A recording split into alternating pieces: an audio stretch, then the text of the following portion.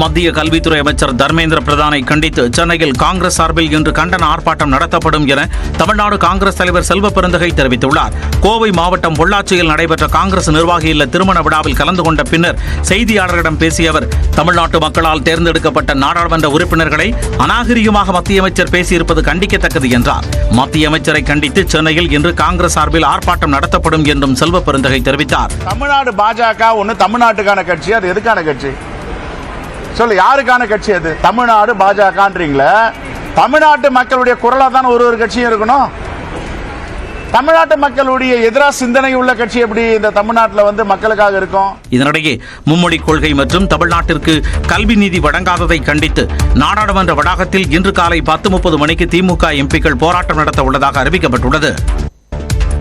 தர்மேந்திர பிரதானுக்கு எதிராக உரிமை மீறல் நோட்டீஸ் கொடுத்துள்ளார் திமுக எம்பி கனிமொழி. தர்மேந்திர பிரதானுக்கு எதிராக உரிமை மீறல் நடவடிக்கை எடுக்க வலியுறுத்தி மக்களவை சபாநாயகர் ஓம் பிர்லாவிடம் திமுக நாடாளுமன்ற குழு தலைவர் கனிமொழி நோட்டீஸ் வழங்கியுள்ளார். மக்களவையில் நடந்த காரசார விவாதத்திற்கு பிறகு செய்தியாளர்களிடம் பேசிய கனிமொழி, PM-ஸ்ரீ பள்ளி திட்டத்தை ஏற்றுக்கொள்வதாக தமிழ்நாடு எம்பிக்கள் வாக்குறுதி அளித்ததாக மத்திய அமைச்சர் தர்மேந்திர பிரதான் தவறான கருத்துக்களை தெரிவித்ததாக குற்றம் சாட்டினார். அவையிலே எம்பிக்கள் அவரை சந்தித்த போது புதிய கல்விக் கொள்கையை முழுமையாக ஏற்றுக்கொள்கிறோம் என்று வாக்குறுதி அளித்ததாக ஒரு பொய் பிரச்சாரத்தை செய்கிறார்.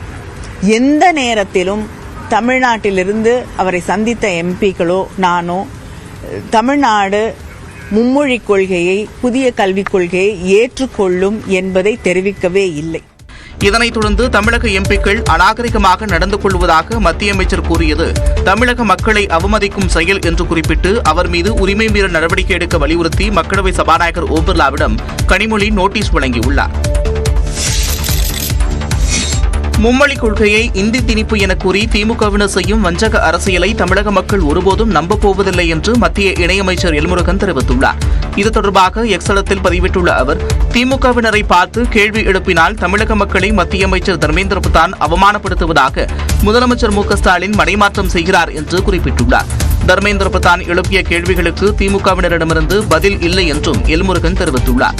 இந்நிலையில் நியூஸ் 18 தமிழ்நாடு தொலைக்காட்சிக்கு பேட்டியளித்த பாஜக மூத்த தலைவர் தமிழிசை சவுந்தரராஜன், தமிழக பிரச்சினைகளை திசை திருப்ப மொழிக் கொள்கை விவகாரத்தை திமுக கையில் எடுத்திருப்பதாக குற்றம் சாட்டினார்.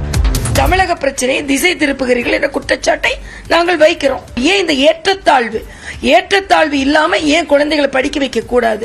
அதைத்தானே நம்ம புதிய கல்விக் கொள்கை சொல்லு, எல்லாருக்கும் சமமான கல்வி. அந்த சமமான கல்வி கொடுக்க நீங்கள் ஏன் மறுக்கிறீர்கள்? அரசு மற்றும் தனியார் பள்ளிகள் இரண்டுக்கும் ஒரே மொழிக் கொள்கையை தமிழக அரசு பின்பற்ற வேண்டும் என்றும் தமிழிசை கேட்டுக் கொண்டார். கோவையில் நடந்த முன்னாள் அமைச்சர் SP வேலுமணியின் மகன் திருமண வரவேற்பில் அதிமுக பொதுச் செயலாளர் எடப்பாடி பழனிசாமி மற்றும் மகாராஷ்டிரா ஆளுநர் CP ராதாகிருஷ்ணன் ஆகியோர் சந்தித்து பரஸ்பரம் நலம் விசாரித்துக் கொண்டனர். கோவை கொடிசியா அரங்கில் நடைபெற்ற இந்த நிகழ்ச்சியில் அதிமுக பொதுச் செயலாளர் எடப்பாடி பழனிசாமி கலந்து கொண்டு மணமக்களை வாழ்த்தினார்.